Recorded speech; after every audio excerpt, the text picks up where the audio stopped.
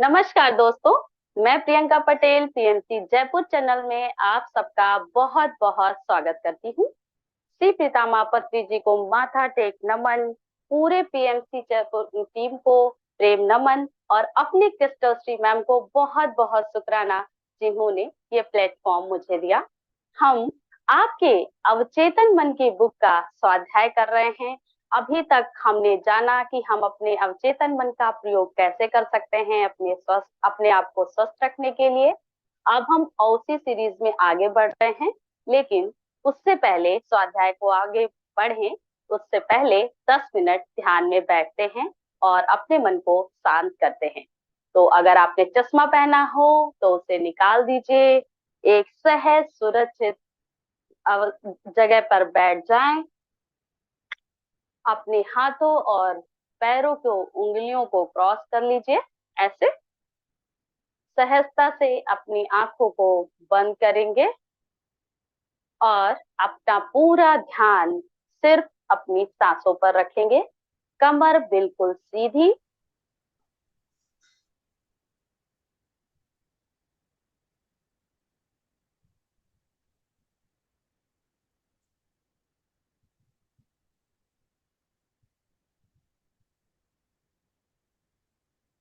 और पूरा ध्यान सिर्फ अपनी आती जाती सांसों पर रखेंगे।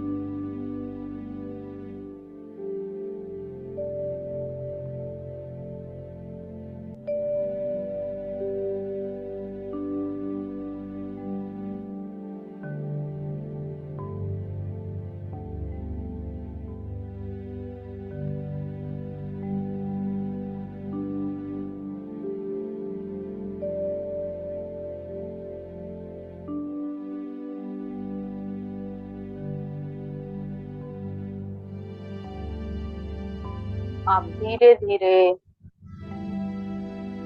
अपने चेतना में आए,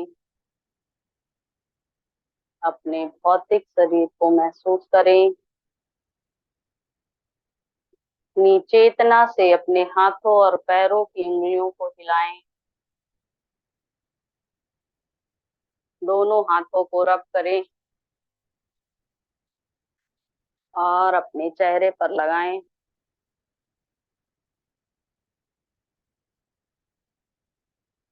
अपने गुरुओं को नमन करते हुए धीरे से अपनी आंखें खोल दें। आइए दोस्तों, बहुत अच्छा ध्यान हुआ होगा। चले हम अपने स्वाध्याय के में आगे बढ़ते हैं। आज का हमारा स्वाध्याय है आपका अवचेतन मस्तिष्क सफलता में एक साथी की तरह आपका साथ देता है, एक साथी की तरह होता है। सफलता का अर्थ, सफलता जीवन, सफल जीवन, सफलता का अर्थ होता है सफल जीवन। इस धरती पर शांति, आनंद, प्रसन्नता से भरपूर लंबे जीवन को ही सफल जीवन कहा जा सकता है। इस धरती पर जो लोग शांत हैं, सफल हैं, खुशी से हैं, प्रसन्न हैं, और उन्हीं को कहा जाता है कि वो बहुत सफल जीवन जी रहे हैं, बहुत आनंद में जी रहे हैं। ईसा मसीह के अनुसार ऐसे गुणों का अनंत अनुभव चिर स्थायी जीवन है।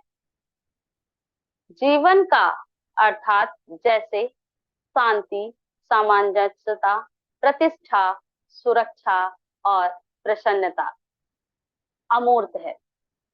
ये सब मनुष्य की गहराइयों से निकलते हैं और इन गुणों पर अपना ध्यान केंद्रित करने से हमारे अवचेतन में स्वर्ग का हम अपने अवचेतन में स्वर्ग का खजाना बनाते हैं। यह वह जगह है जिसको कीट और जंग नहीं खाते और जहां चोर चोरी भी नहीं कर सकते हैं।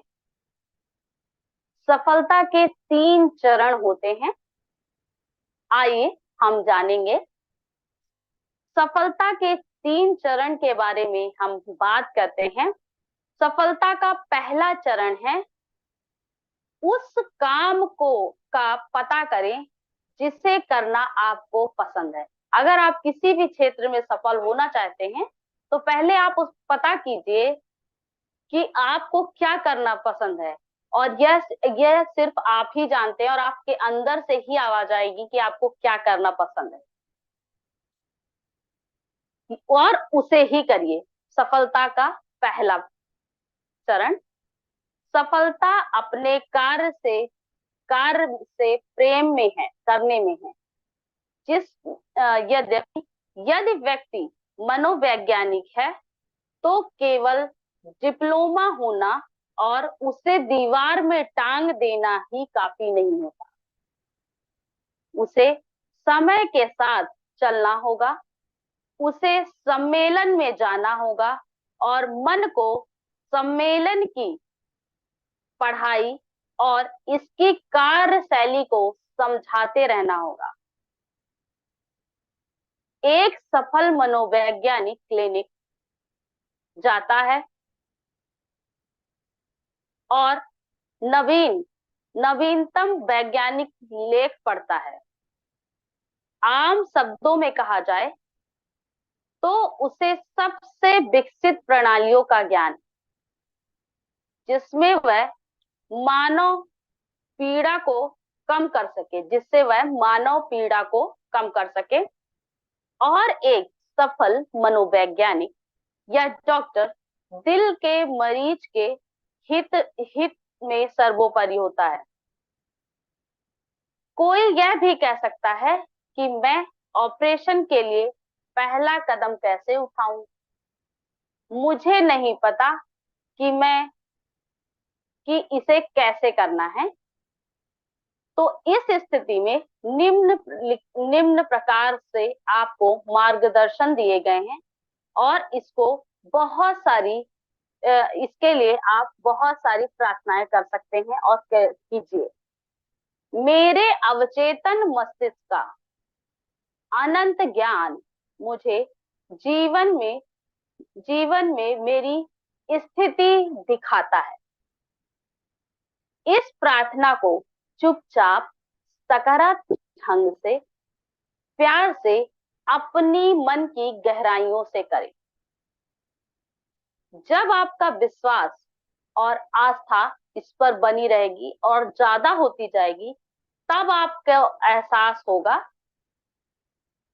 और आभास होगा कि किसी विशिष्ट मार्ग की प्रवृत्ति की तरह यह आपके सामने आएगा, और आपको आपके पास एक स्पष्ट रूप से शांतिपूर्वक और अंदर की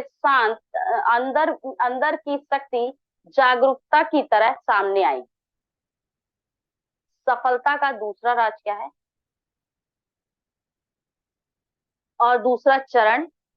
कार्य को किसी विशेष पहला था कि किसी भी चीज को जो जो आपको करना है उसको आप एक प्रार्थना की तरह रोज सोचेंगे, करेंगे, और उसका आंसर आपको मिलेगा।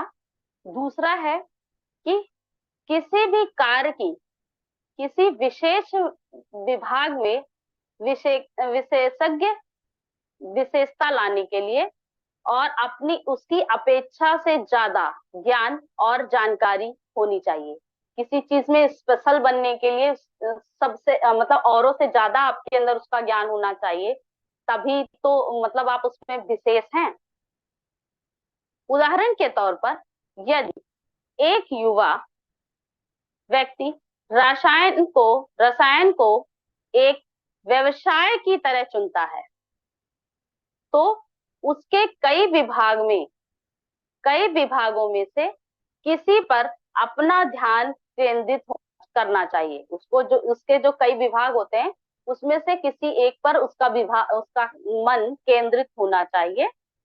उसे पूरे उत्साह के साथ उस क्षेत्र के बारे में कुछ सूचना भी उपलब्ध होनी चाहिए, उसे जानना चाहिए, और संभव हो तो उसे दूसरों की अपेक्षा अधिक ज्ञान होना चाहिए।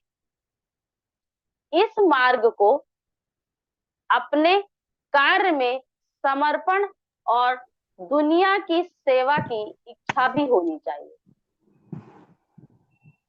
आपके बीच में जो सबसे बड़ा है उससे अपना गुलाम बनने दीजिए। वे व्यक्ति जो केवल अपनी जीविका चलाने या गुजारा करने की इच्छा रखते हैं, उनके मन की ऐसी प्रवृत्ति एकदम अलग है, क्योंकि गुजारा चलाना एक सच्ची सफलता नहीं। मनुष्य का ध्यान बड़ा शानदार और ज्यादा परोपकारी होना चाहिए। सिर्फ गुजारा चलाने के लिए या फिर अपनी अच्छी जीविका चलाने के लिए ही आपका ध्यान नहीं होना चाहिए। सफलता का दूसरा चरण ये है, दूसरों के लिए भी आपको सोचना है।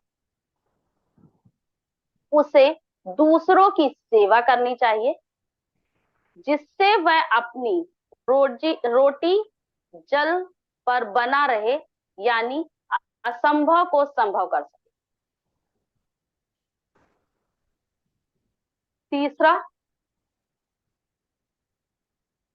तीसरा सबसे महत्वपूर्ण है, तीसरा चरण सफलता का सबसे महत्वपूर्ण है। आपको इस बात पर यकीन होना चाहिए कि जो कुछ भी आप करना चाहते हैं वह केवल आपको सफलता ना दे। जो कुछ भी आप करना चाहते हैं सिर्फ वो सफल हो जाए उसके लिए, बस वही ना दे। जो कुछ आपकी इच्छा स्वार्थ से भरी नहीं होनी चाहिए। इससे मानवता का कल्याण भी होना चाहिए। जिस चीज में वह आप सफल होना चाह रहे हैं उसमें ये चीजें होनी चाहिए कि मानवता का कल्याण भी हो। रास्ते की एक संपूर्ण परिधि बननी चाहिए। दूसरे शब्दों में आपका विचार विश्व सेवा और उसका भला करने वाला भी होना चाहिए। ऐसा विचार चारों ओर से आना चाहिए।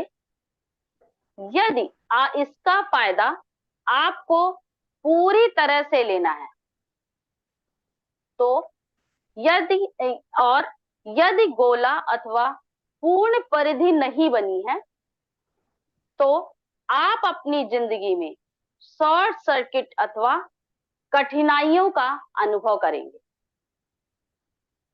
जो किसी प्रकार की सीमा अथवा बीमारी भी हो सकती है। तो अगर आप सफलता चाहते हैं किसी भी क्षेत्र में तो आपको सफलता के ये 3 चरण को याद रखना चाहिए।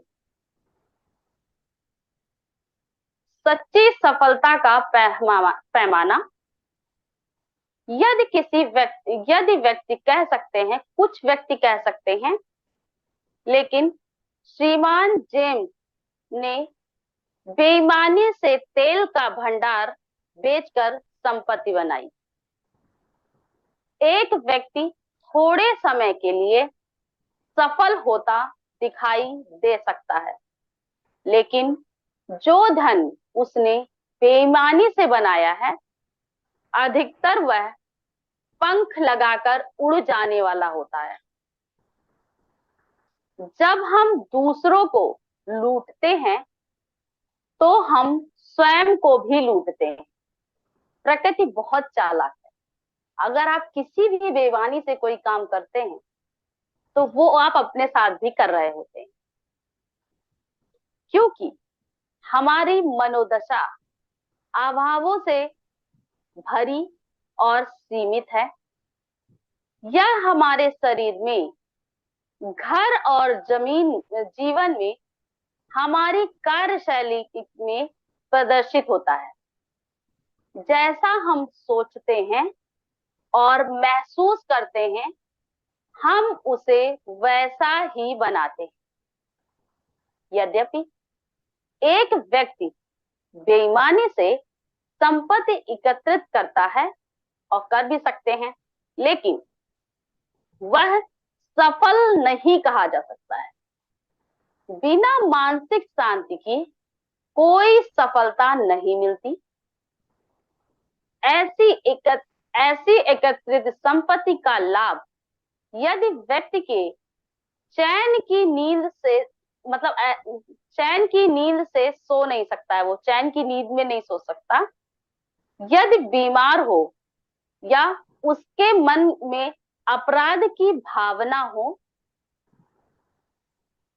तो मैं लंदन के एक उसकी बात बता रहे हैं इसमें लेखक कि मैं लंदन में एक व्यक्ति को जानता हूं जिसने अपने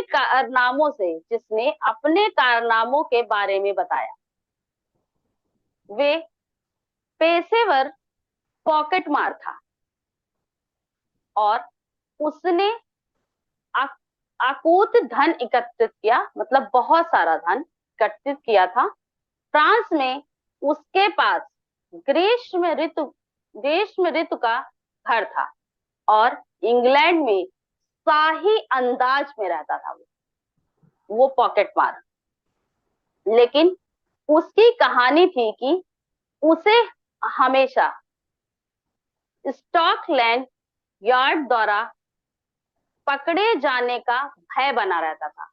उसने अपनी पॉकेट मार की उससे इतना सारा तो बना लिया था कि वो शाही अंदाज में रहता था, ग्रीष्म का एक अच्छा सा घर भी था उसके पास, लेकिन उसको हमेशा एक भय बना रहता था कि वो किसी भी समय पकड़ा जा सकता है। उसके अंदर बहुत सी अन- असीमिताएं अनियमितताएं थी।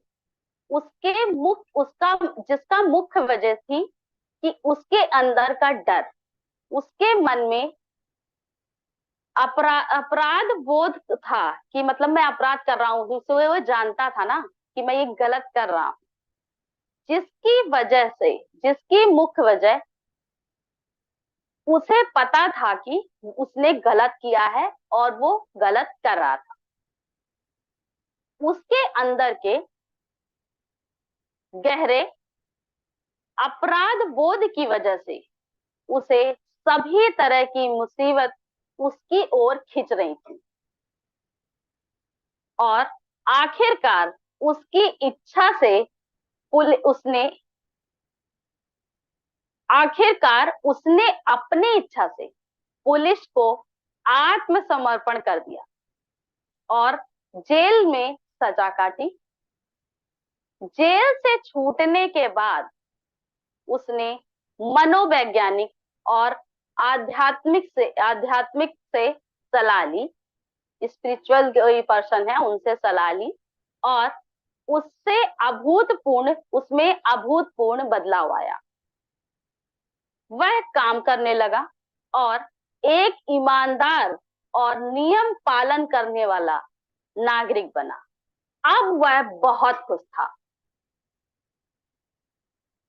सच्ची सफलता का पैमाना था कि जो पॉकेट मार था, उसके पास बहुत सारी चीजें थी, आलीशान जगह पे रहता था, लेकिन एक डर उसको अंदर ही अंदर कटोटता था कि मैं ये गलत कर रहा हूँ। फिर उस एक समय पे उसने आत्मसमर्पण किया। पहले वो खुश भी नहीं था, क्योंकि वो हमेशा डर में जीता था कि मैं कभी भी पकड़ सकता हूँ। जब भी हम कोई गलती करते हैं ना, कोई चीज छुपाते हैं, तो हम, और देखिए ना, हमेशा होता है कि अगर हम एक झूठ किसी से बोल देते हैं, तो फिर उस झूठ को बोलने के लिए कभी कभी हमें याद भी नहीं रहता कि हमने क्या बोला था। तो भय बना रहता है ना कि कहीं हम पकड़ ना जाएं। वैसे ही इनके साथ हुआ। लेकिन जब वो उन्होंने आत्मसमर्पण किया, स्पिरिचुअल पर्सन से मिले, उनसे सलाह ली, फिर वो बहुत अच्छा जीवन जिए और अब वह बहुत खुश है। उस पर उसे वह कार्य करने को मिला जो उसे पसंद था। एक सफल व्यक्ति अपने काम से प्यार करता है। उसे अपनी पूरी तरह और अपने को उसमें पूरी तरह से व्यस्त रखता है अपने आप को। सफलता संपत्ति एकत्रित करने की बजाय ऊंचा मार्गदर्शन प्राप्त करें, ऊंचा आदर्श प्राप्त करें। सफल वह व्यक्ति है जिसके पास एक महान वैज्ञानिक मनोवैज्ञानिक और आध्यात्मिकता को समझ पाया है, जिसने आध्यात्मिक को मतलब स्पिरिचुअलिटी को समझा है, आध्यात्मिकता को समझा है, वो एक सफल इंसान है। आज कई महान उद्योगपति सफलता के लिए अपने अवचेतन मन के सही प्रयोग पर ही निर्भर है। कुछ वर्ष पहले तेल के एक बड़े व्यापारी अपने बारे में का एक लेख प्रकाशित हुआ था, जिसमें उसने स्वीकार किया था कि उनकी सफलता का राज उनके प्रोजेक्ट को पूर्ण रूप से तैयार दिखने की क्षमता थी। जैसे उसने अपने मामले में अपनी आंखें बंद कर एक बड़े उद्योगपति की कल्पना की और ट्रेन को ट्रेन के ट्रैक पर चलते हुए देखा। उसने सीटी की आवाज सुनी, धुआं भी देखा, और इस प्रकार देखने लगे, और इसी तरह अपनी प्रार्थना को पूरा करते हुए देखा, और उसे अपनी बात को, जिसमें वो सफलता पाना चाहते थे, उसे अपने अवचेतन मस्तिष्क पे यथार्थ किया और अच्छे से बिठा लिया। यदि आप एक वस्तु को साफ साफ देखेंगे तो आपको जरूरत की वस्तुएं मिल जाएंगी। वे भी ऐसे ही तरीकों से अपने बारे में आपको बता रहे हैं और उन्हें पता नहीं था कि उनके यह सब कुछ आपके अवचेतन मस्तिष्क में चमत्कारिक रूप से कार्य करता है और आपके अवचेतन मस्तिष्क की शक्ति के द्वारा ये संभव हो सकता है। एक लेख में सफल वैज्ञानिक की बात आई कि वो जो चाहते थे, जितने बड़े उद्योगपति बनना चाहते थे, उन्होंने उसको अच्छे से लिखा, प्रार्थना की और ध्यान में बैठकर, ध्यान सबसे अच्छी चीज है। जरूर अपने दिनचर्या में सभी ध्यान में बैठा करें, टाइम जरूर निकालें ध्यान के लिए। और आगे बढ़ेंगे, थोड़ा सा अलग हो गया। यह सफलता के इन 3 चरणों को ध्यान में रखते हुए आपको अपने अवचेतन मस्तिष्क की रचनात्मक शक्तियां जो छुपी हुई हैं, जो आपके अंदर हैं, वह आपको दिखेंगी। सफलता के इन 3 चरणों को ध्यान में रखते हुए आपको अपने अवचेतन मस्तिष्क की रचनात्मक शक्तियों की छुपी हुई ताकत को कभी नहीं भूलना चाहिए। यदि आपकी सफलता की योजना के सभी चरणों के पीछे की ऊर्जा है, आपकी सफलता आपके अवचेतन मस्तिष्क की जो शक्ति है, जो छुपी हुई है, उसी के आपकी सफलता का राज उसी की ऊर्जा है। आपका विचार सकारात्मक है। जब विचार के एहसास के साथ मिलते हैं तो वे एक विषय परक विश्वास अथवा आस्था बन जाते हैं और आपकी आस्था के अनुसार आपके साथ वैसा ही घटित होने लगता है। विशाल शक्ति का ज्ञान, जिसकी वजह से आपकी सभी इच्छाएं पूर्ण होती हैं, वह आपको आत्मविश्वास और शांति का एहसास दिलाता है। आपका कार्य क्षेत्र किसी भी प्रकार का हो, आप कोई भी काम करते हो, आपको अपने अवचेतन मस्तिष्क के नियम को जरूर सीखना चाहिए। जब आप अपने मस्तिष्क की शक्ति का उपयोग कैसे करते हैं ये सीख लेंगे और उपयोग में कैसे लाना है उसे जानते हैं, तब आप अपने आप को पूर्ण रूप से अभिव्यक्त करते हैं और अपनी प्रतिष्ठा को दूसरों को देते हैं, अपनी प्रतिभा को दूसरों तक पहुंचाते हैं, उन्हें देते हैं। जब आप निश्चित रूप से सफलता के मार्ग पर अग्रसर होते हैं, तब आपका कार्य ईश्वर के कार्य अथवा इसके किसी भी हिस्से से संबंधित है, तो ईश्वर और प्रकृति के अनुसार आपके लिए करते हैं। मतलब ईश्वर और प्रकृति भी आपके अनुसार कार्य करते हैं और लोगों तक आपको पहुंचाते हैं या फिर उन लोगों को आप तक पहुंचाते हैं। फिर आपके विरोध में कौन हो सकता है जब प्रकृति और ईश्वर आपके साथ हैं तो। अर्थात इस पृथ्वी अथवा स्वर्ग में कोई भी ऐसी शक्ति नहीं है जो आपको सफल होने से रोक सके। कैसे? उसने अपने सपने को सच कर दिया। एक फिल्म अभिनेता ने बताया कि कैसे उनको जो सपना आया उसको उन्होंने सच किया। हम आगे जानते हैं। एक फिल्म अभिनेता ने मुझे बताया कि वह बहुत कम पढ़ा लिखा था, लेकिन उसका सपना एक सबल अभिनेता बनने का था। खेतों में घास काटते हुए गाय को घर से वापस वापसी में के लिए जब लाते हैं ना, गाय चराने जाते हैं, उसको जब वो वापस लाते थे, जब दूध दुहा करते थे, तब उसने कहा कि मैं लगातार अपना नाम बड़े बड़े थिएटरों में रोशन होते हुए देखता था।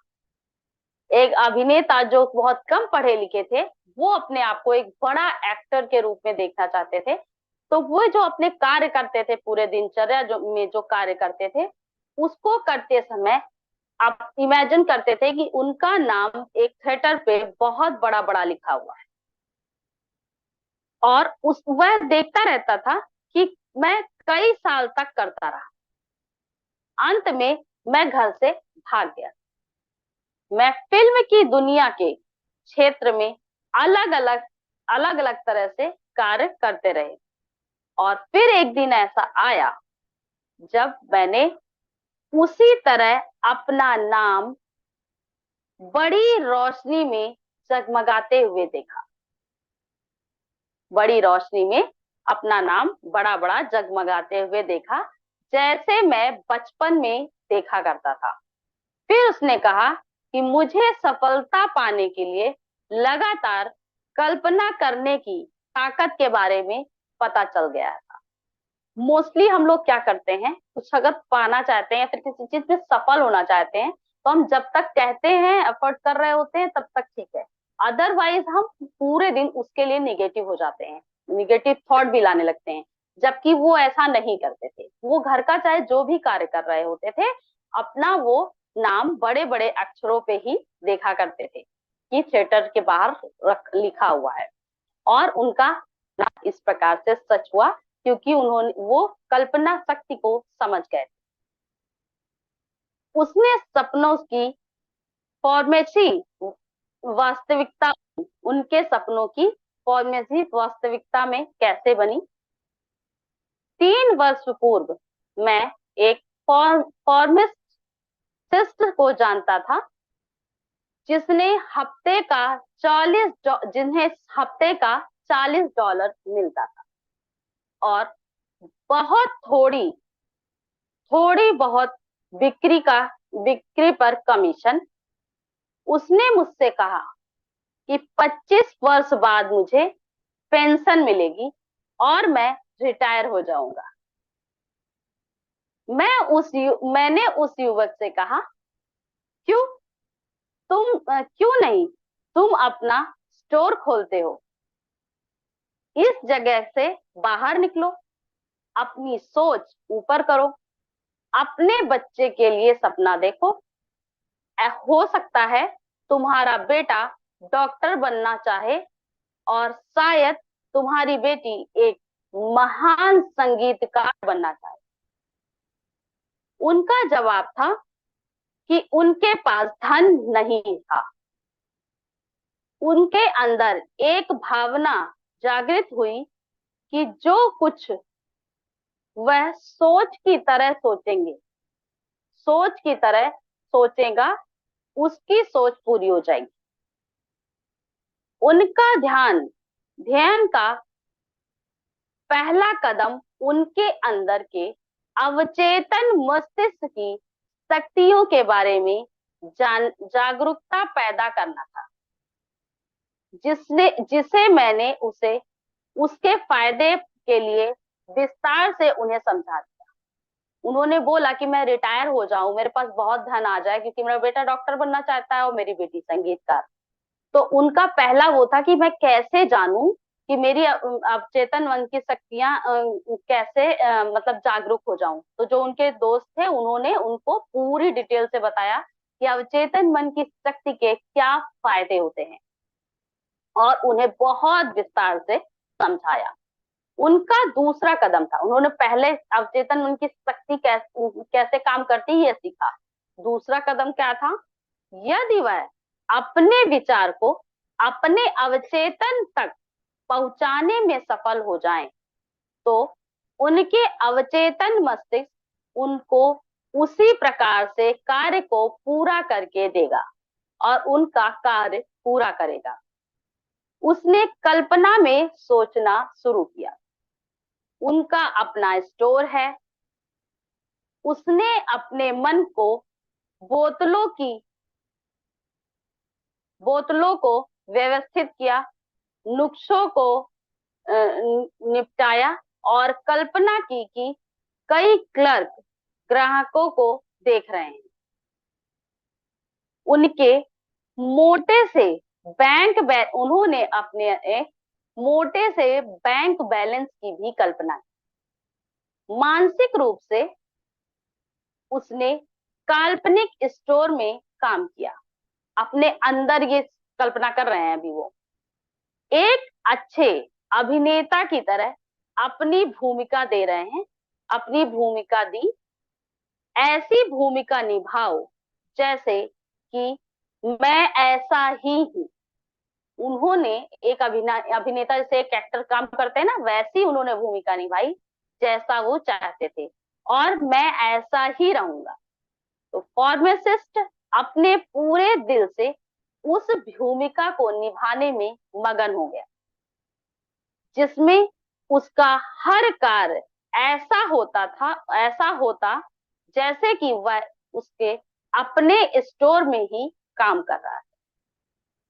परिणाम बहुत ही दिलचस्प था। उनको नौकरी से निकाल दिया गया। उसे एक नया रोजगार और बड़ी श्रृंखला वाले स्टोर में मिला। नौकरी से वहां से उन्हें जस्ट छोटी सी जो उसमें काम वो कर रहे थे वहां से निकाला, और एक बड़ा और नया रोजगार था जिसमें उन्हें स्टोर में उन्हें काम मिला, जहां पे वे मैनेजर बन गए। और फिर उसके बाद वे मैनेजर बन गए। उसके 4 साल में उन्होंने काफी धन बचाया, जिससे उन्होंने अपने स्टोर को बनवा लिया। उसने इस कल्पना की फार्मेसी नाम दिया, मतलब उस स्टोर के नाम लिखा। उसने कहा यह वैसे ही स्टोर था, एकदम वैसा ही स्टोर जैसे मैंने कल्पना की। वह अपने इस क्षेत्र का जाना माना सफल व्यापारी व्यवसायी बन गया था। जो कुछ वह कह रहा था उससे वह बहुत प्रसन्न था। जो भी वो कल्पना में करते थे कि मेरा एक स्टोर है, ऐसा ऐसा हो रहा है, सेम वैसा ही हुआ। व्यवसाय में व्यवसाय में अवचेतन मस्तिष्क का उपयोग कैसे करें? किसी बिजनेस के लिए आप अपने अवचेतन मस्तिष्क का उपयोग कैसे कर सकते हैं? कुछ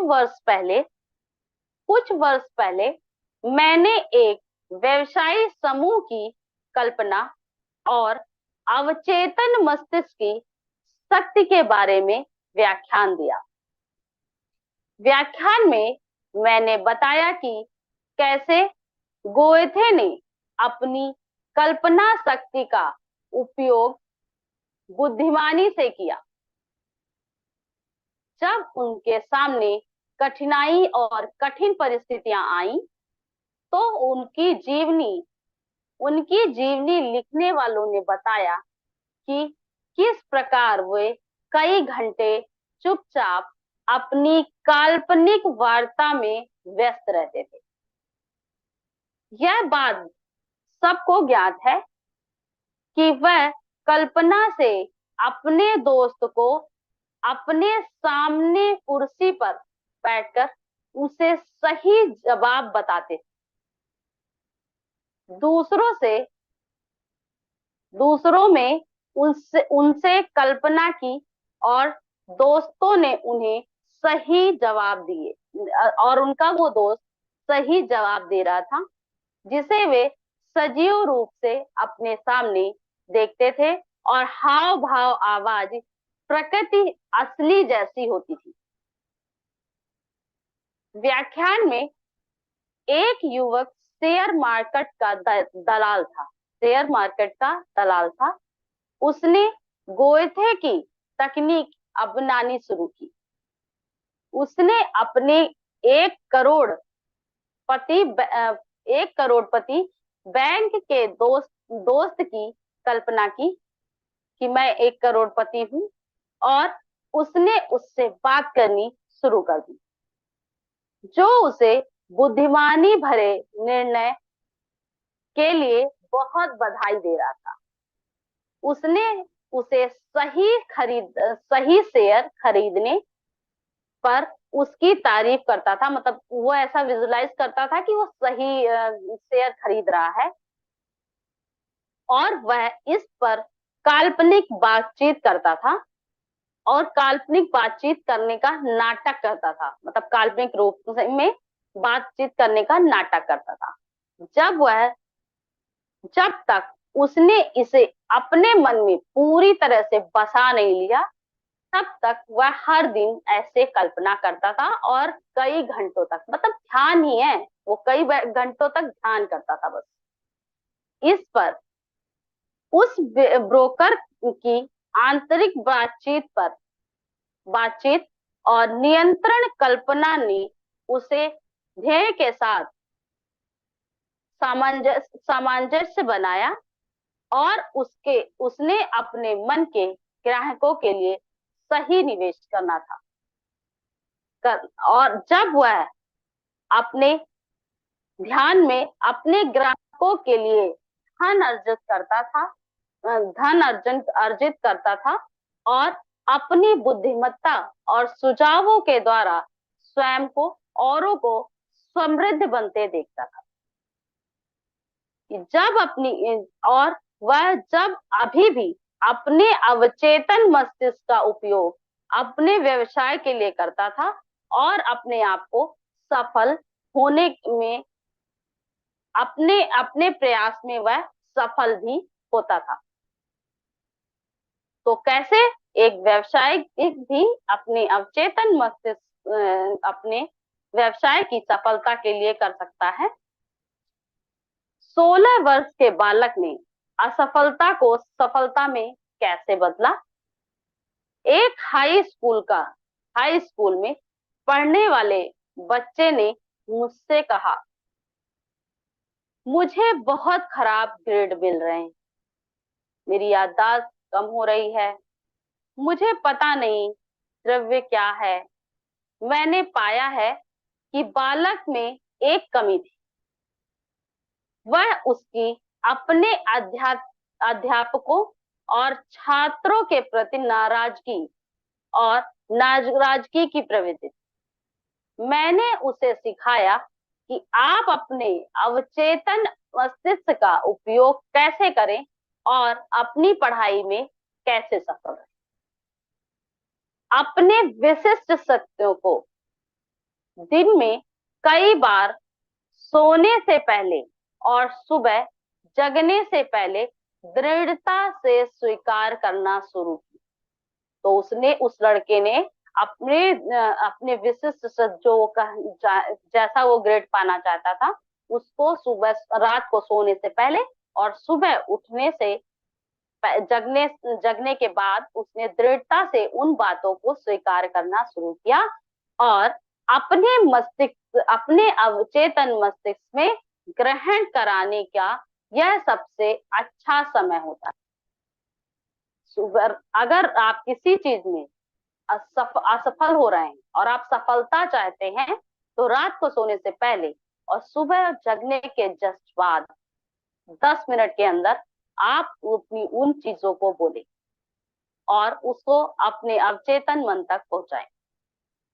उसने निम्नलिखित विचारों को दृढ़ता से कहा, मैं जानता हूं कि मेरा अवचेतन मस्तिष्क यादों का भंडार है। यह जो कुछ भी मैं पढ़ता हूं, अपने अध्यापकों से सुनता हूं, वह बन जाता है, वह बना ही रहता है। मतलब उसने अपने अवचेतन मस्तिष्क से जो भी मेरे टीचर मुझे समझाते हैं, मैं समझता हूँ वो मेरे अंदर बना ही रहता है और बैठ जाता है हमेशा के लिए। मेरी याददाश्त बहुत उत्तम है। पढ़ना और मैं बहुत अच्छा पढ़ता हूँ, और अपने अध्यापकों को सुनता हूँ। मतलब जो उसे पढ़ाया जाता है, जो उसे अध्यापक पढ़ा रहे होते हैं, उसे बहुत अच्छे से सुनता हूँ और वह मेरे अंदर बना रहता है। मेरी याददाश्त बहुत उत्तम है।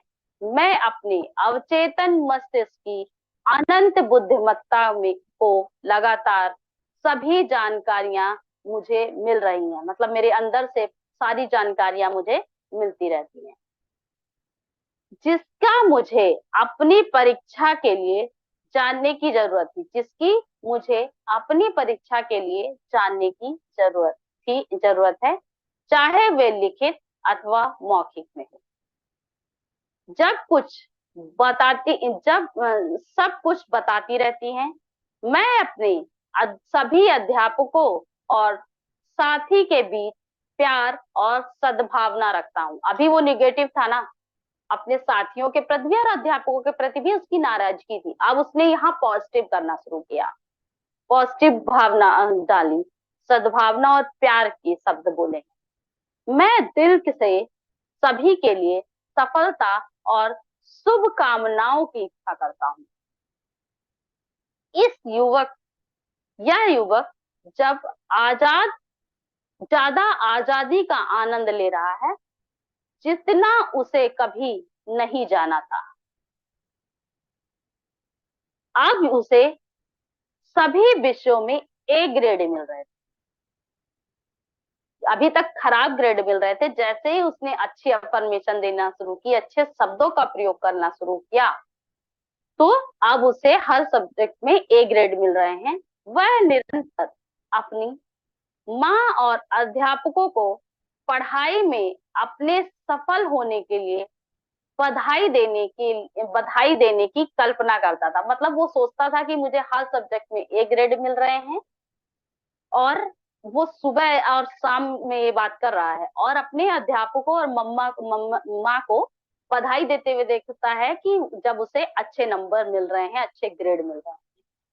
खरीदने और बेचने में सफलता कैसे पाएं? जब हम किसी चीज को खरीदना चाहते हैं या बेचना चाहते हैं, तो हम कैसे सफलता पा सकते हैं? यदि आप याद रखें, क्रय और विक्रय में आपका चेतन मस्तिष्क स्मार्टर और अवचेतन मस्तिष्क मोटर है। स्टार्टर है चेतन और अवचेतन मस्तिष्क है मोटर। आपको कार्य करने के लिए उसे स्टार्ट करना होगा। आपके अवचेतन मन उसका डायनमो है और आपके अवचेतन मन उसकी शक्ति को जगाता है।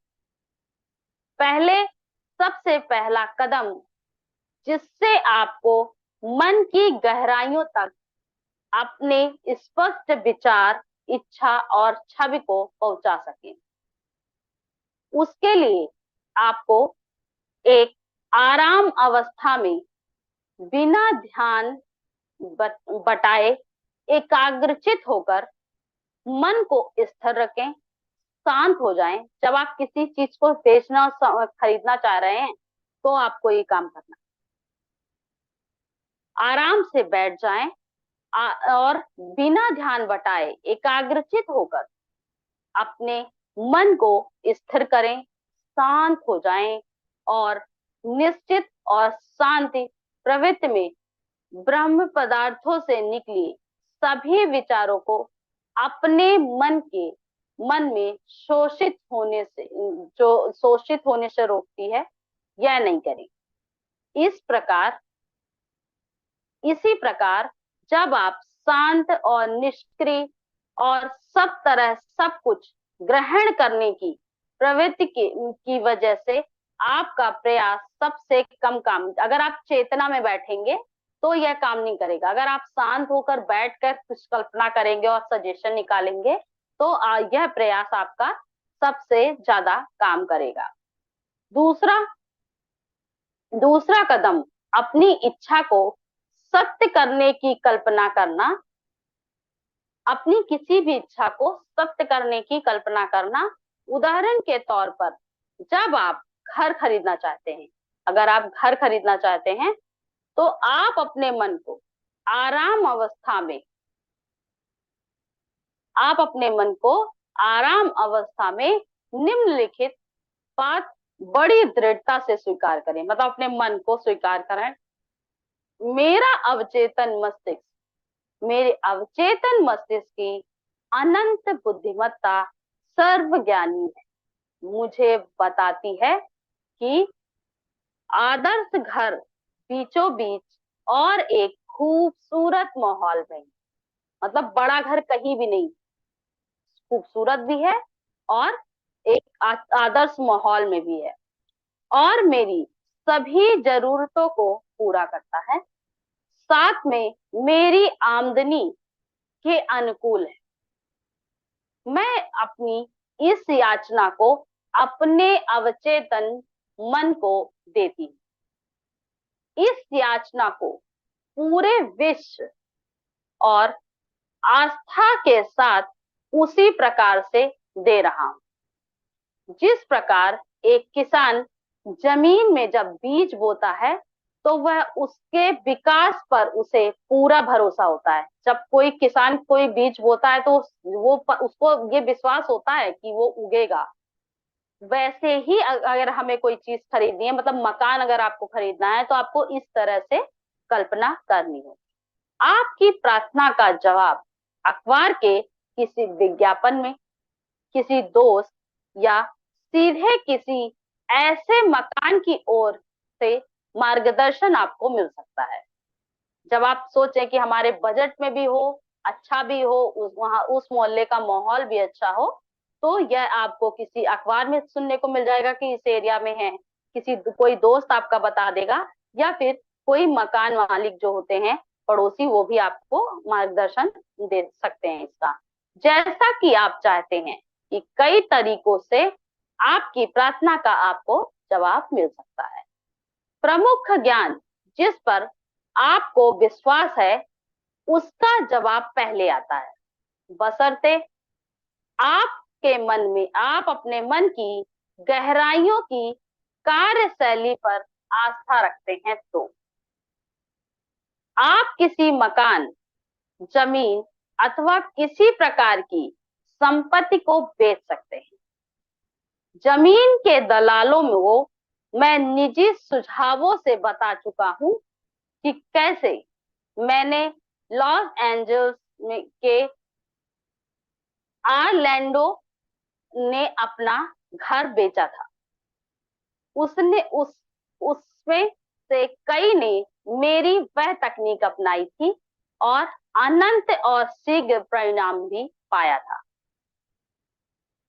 मैंने अपने घर के आगे बाग में एक बोर्ड लगाया जिस पर लिखा था मकान मालिक द्वारा बिकाऊ संपत्ति।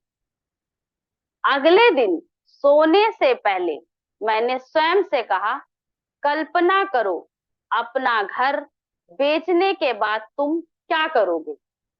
एक ही चीज नहीं सोचनी, उसके एंड तक जाना। मैंने अपने प्रश्न को का जवाब स्वयं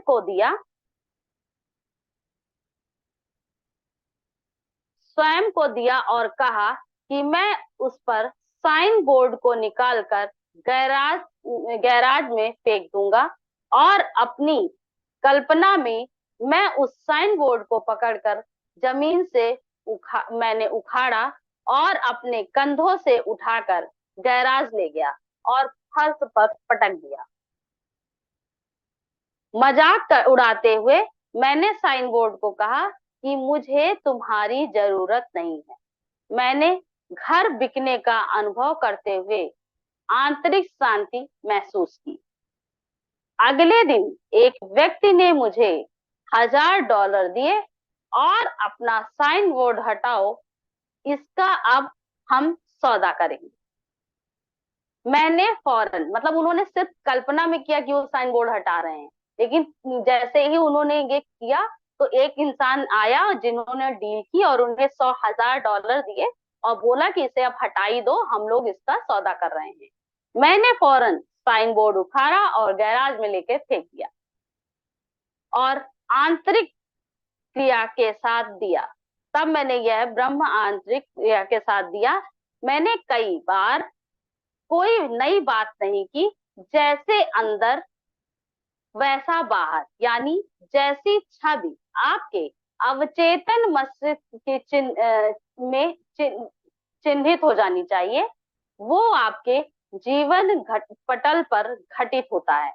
जो आप अपने अवचेतन मन को दे देते हैं, बिठा देते हैं, वो आपके जीवन पटल पर घटित होता है। तो दोस्तों, कल हम और आगे जानेंगे कि हम अपने मनपसंद चीज को कैसे पा सकते हैं, प्राप्त कर सकते हैं।